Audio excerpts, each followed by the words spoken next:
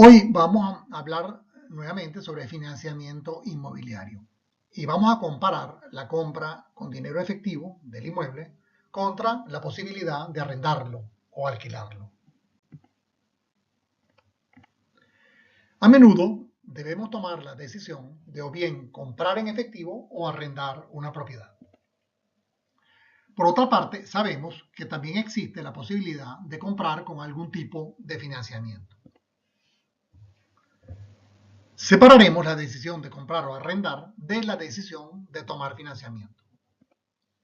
En este vídeo compararemos la compra en efectivo con el arrendamiento. En una próxima presentación discutiremos entonces la decisión de financiar en caso de que comprar sea un buen negocio.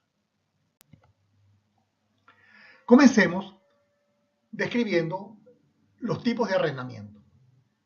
Básicamente existen dos tipos de arrendamiento: el arrendamiento operativo y el arrendamiento financiero. Ellos se diferencian según la forma como diferentes partidas sean tratadas en cada uno de ellos.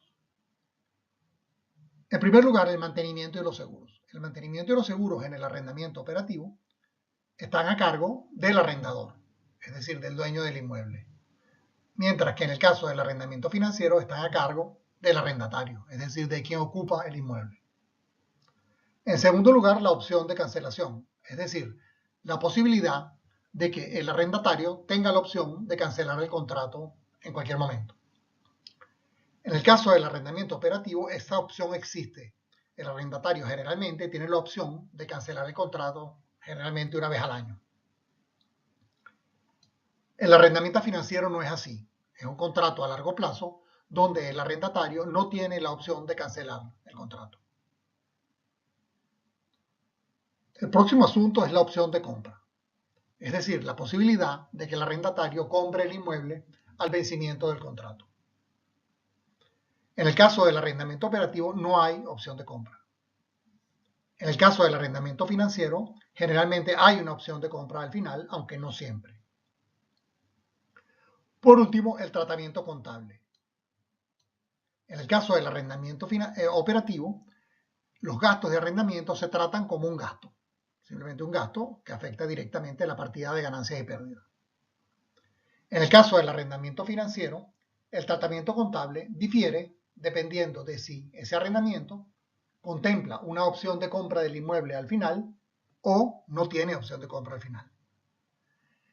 Si no hay opción de compra, se registra el pasivo equivalente a el valor presente de los arrendamientos que se van a pagar en el futuro. Y también se registra una partida igual en el activo. Y esas partidas del activo y del pasivo van reduciéndose a medida que se va pagando el arrendamiento financiero hasta su vencimiento. Cuando hay opción de compra, generalmente se supone que el inmueble va a ser comprado y por tanto se deprecia desde el principio como si hubiera sido comprado por el arrendatario.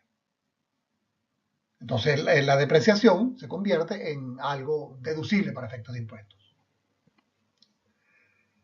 El arrendamiento financiero sin opción de compra a veces es llamado arrendamiento operativo. Esto es una práctica confusa que obviaremos en nuestra presentación. Nosotros diferenciaremos claramente entre un arrendamiento operativo y un arrendamiento financiero. Los arrendamientos financieros son, de hecho, una alternativa a un préstamo, mientras que los arrendamientos operativos no lo son.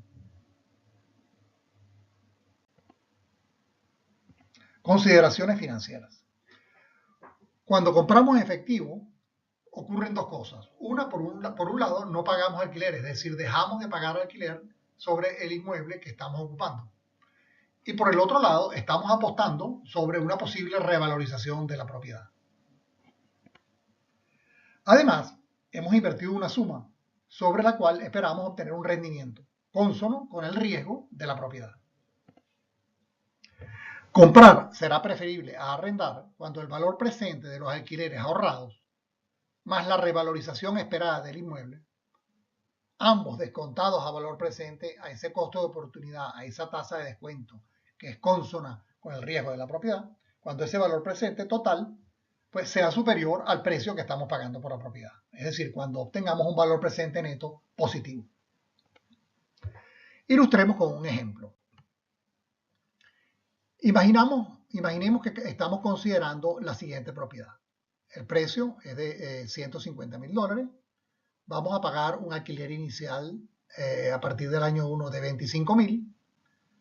Vamos a suponer que ese crecimiento, ese alquiler crece a una tasa interanual del 2%.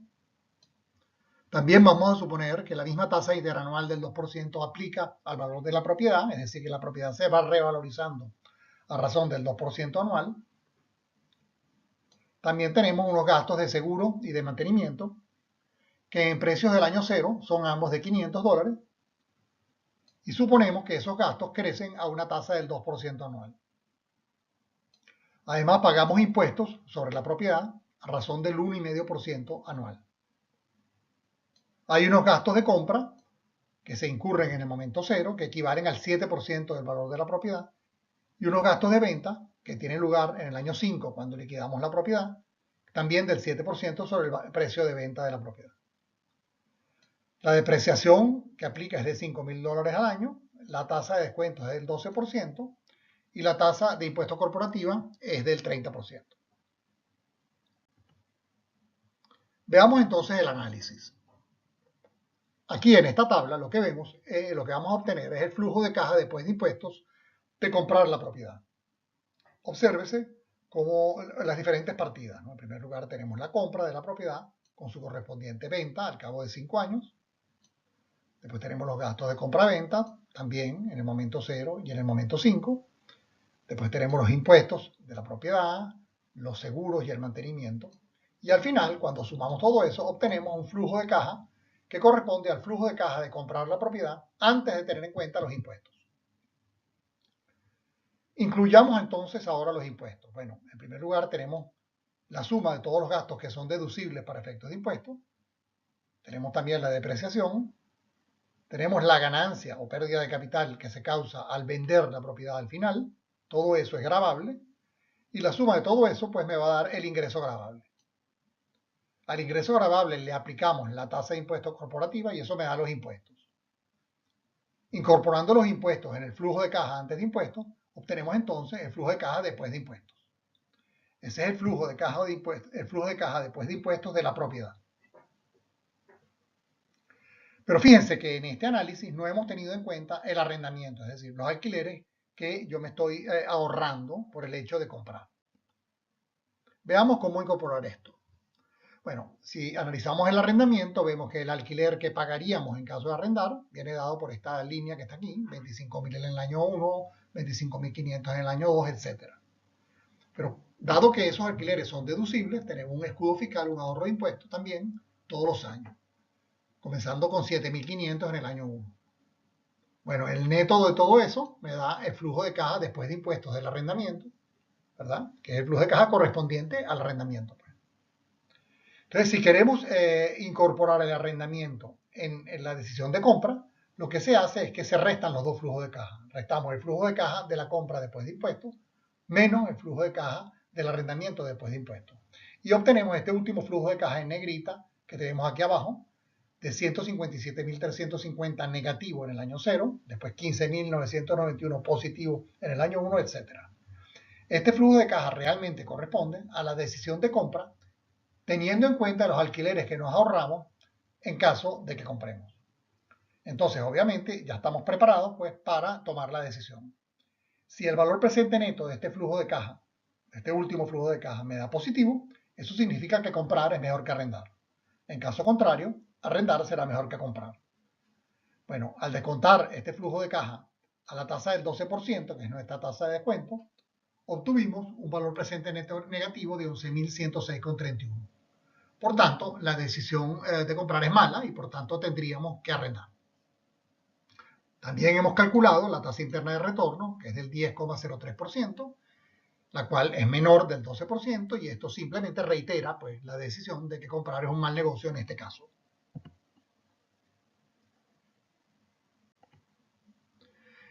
Lo otro que tenemos que tener en cuenta son los intangibles, es decir, todas aquellas cosas, todos aquellos considerandos que no pueden ser cuantificados. Por ejemplo, los beneficios asociados con comprar una propiedad. Cuando compramos y ocupamos la propiedad, tenemos mayor estabilidad, no nos pueden echar con facilidad, en general estamos más seguros. Pero por otro lado tenemos ciertos costes, ¿no? Menos flexibilidad, es decir, a la hora de mudarnos es más difícil mudarnos porque tendríamos seguramente que vender la propiedad. También contamos con menos liquidez en nuestros recursos, porque bueno, una parte importante de nuestros recursos están invertidos en la propiedad y no son tan fácilmente convertibles en efectivo. Y esto también afecta a la diversificación de nuestra cartera de inversiones. Cuando invertimos una parte importante de nuestros recursos en una propiedad, pues obviamente estamos poco diversificados, estamos muy en manos de lo que ocurra con el valor de ese activo. Lo otro son las expectativas. Esperamos que los precios de los inmuebles suban o bajen. Si esperamos que suban, obviamente eso favorecerá la decisión de comprar. Y si esperamos que bajen, pues será el caso contrario, será preferible alquilar. El otro elemento es el racionamiento de capitales, es decir, tenemos dinero para comprar el inmueble en efectivo, porque si no lo tenemos, la compra en efectivo estaría descartada. La única posibilidad sería alquilar. Y por último, las ventajas competitivas en el negocio inmobiliario. Esto sobre todo aplica a las empresas. Como sabemos, cada empresa supuestamente tiene ventajas competitivas en el negocio al cual se dedica. Si una empresa distrae una parte importante de sus recursos en comprar un inmueble, de hecho lo que estará haciendo es invertir una parte importante de sus recursos en algo que no es su negocio propio, es decir, en algo en lo que no tiene ventaja competitiva. Por tanto, en principio, aunque no siempre es así, pero en principio, no es una buena idea que las empresas inviertan en inmuebles. Bueno, los intangibles deben ser considerados comparando su valor subjetivo con el valor presente neto de la inversión. Es decir, comparamos el valor presente neto de la inversión con lo que para nosotros es ese valor subjetivo de los intangibles. En nuestro ejemplo, comprar en efectivo será preferible siempre que el valor subjetivo de los intangibles sea superior a 11.106,31, que fue el valor presente neto que se obtuvo en la inversión, que era negativo.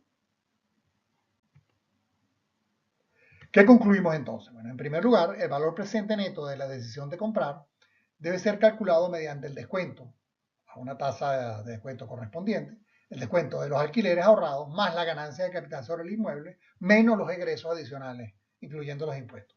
A eso le sustraemos, a ese valor presente le sustraemos el precio de la propiedad para obtener un valor presente neto. Comprar será preferible a arrendar cuando el valor presente neto es positivo o, siendo el valor presente neto negativo, pensamos que el valor subjetivo de los intangibles de poseer la propiedad compensa dicho valor negativo. Y eso es todo lo que tenemos que compartir con ustedes en el día de hoy.